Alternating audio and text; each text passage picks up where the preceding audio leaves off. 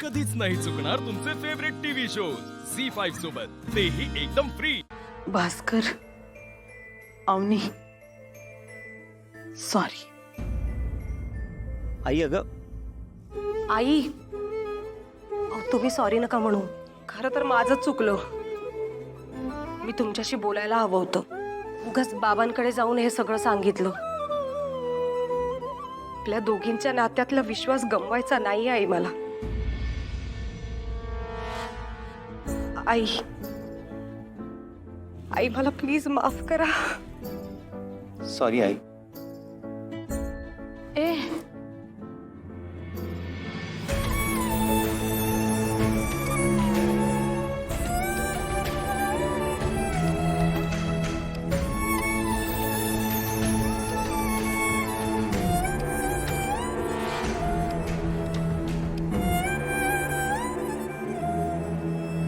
बनीला आणि वसूला वेगळं करून मला वसूचं लग्न लावून द्यायचं नाहीये।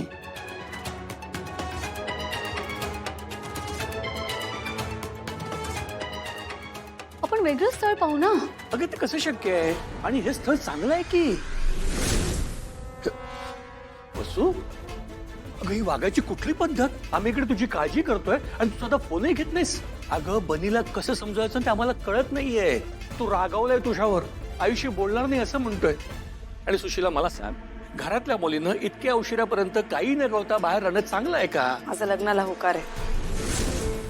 त्यांना होकार कळवून टाका। अगं तुझा होकार असेल तो असेल, पण उशीर होते कळवलं का नाहीस? अहो, असं काय करताय? पोरगी स्वतःच्या तोंडाने हो म्हणाली आहे लग्नाला। वसू, खरं आहे ना?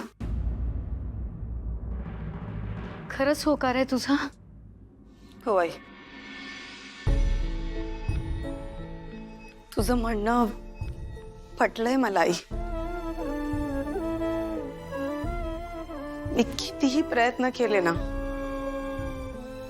तरी बनीच्या आयुष्यातली त्याच्या बाबाची जागा नाही घेऊ शकत।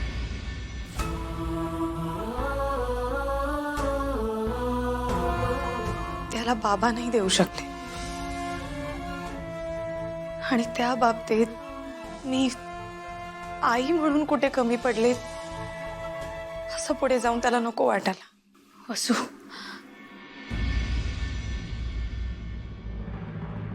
आज प्रश्न विचारायला लागला ग तो। असे प्रश्न ज्याची उत्तरच नाही आहेत माझ्याकडे।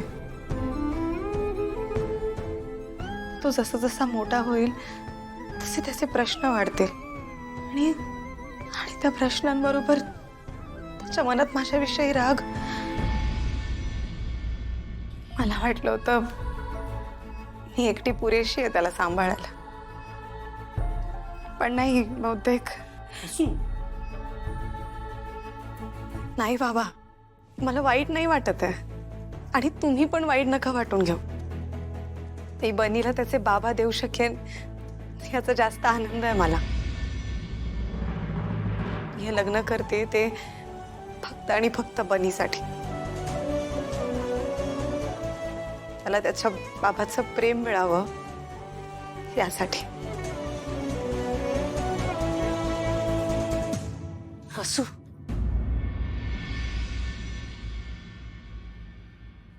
वसू, त्यांची एक अट आहे।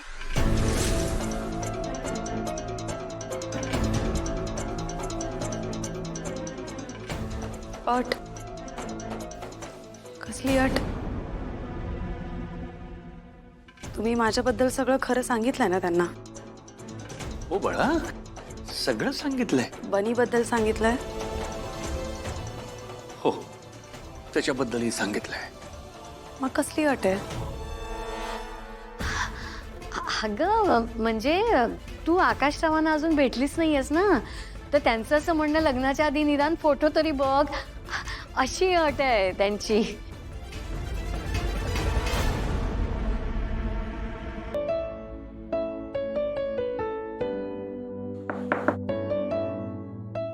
अखिल, दादा आत येऊ का?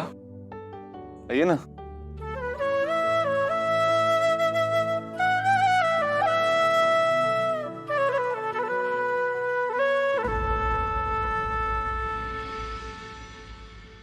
काय झालं, काय बोलायचंय? हो दादा, आजसाठी खरंच सॉरी. माझ्याकडून खूप मोठी चूक झाली आहे. तू नेहमीच म्हणतोस की आपल्या कामापेक्षा काही महत्वाचं नाहीये, पण आज मी ही गोष्ट कसं काय विसरलो मलाच कळत नाही. आता ऍक्च्युली मी एका ठिकाणी अडकलो होतो एका फ्रेंड सोबत, आणि ते वेळ कसा गेला मला कळलंच नाही. भान राहिला नाही मला वेळेचा. बेबीने सांगितलं मला की तू येऊन सगळे इव्हेंट स्वतः हँडल केलंस. तू आला नसतास ना तर आज आपला इव्हेंट फेल गेला असता रे, आणि तोही माझ्यामुळे. दादा दादा रिअली सॉरी दादा, माझ्याकडून अशी परत नाही होणार. तू प्लीज माझ्यावर चिडू नकोस ना रे. तू असं रागवलंस ना तर मला रात्री झोप लागणार नाही. प्लीज मला माफ कर ना प्लीज. It's okay. होतात रे चुका, आणि चुकणार नाही तर शिकणार कसं?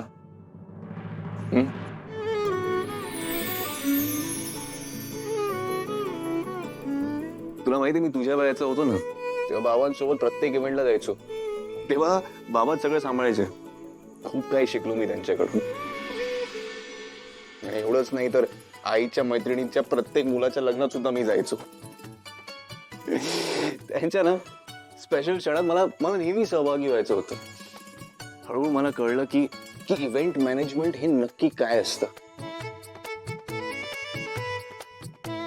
पण माझ्याकरता हे फक्त प्रोफेशन नाही तर माझं पॅशन झालं. became my dream.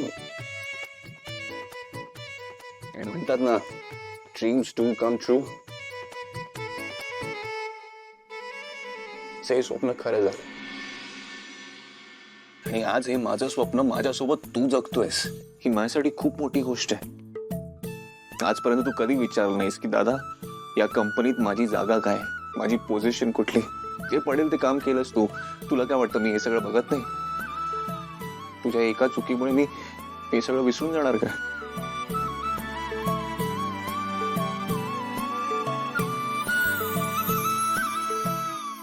Akhil, yes वहिनी. अखिल, तुझ्या दादाला आता किती मिठ्या मारायच्या तर मारून घे, आणि हवे तेवढे लाडही पुरवून घे. नाही म्हणजे आता कसं दादाचं लग्न ठरणार,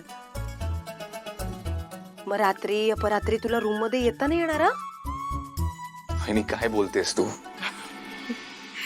अहो, तुमच्या लग्नाची बोलणी करायला चालले उद्या, तुमच्या होणाऱ्या बायकोच्या घरी. कळलं का? वहिनी खरंच? हो.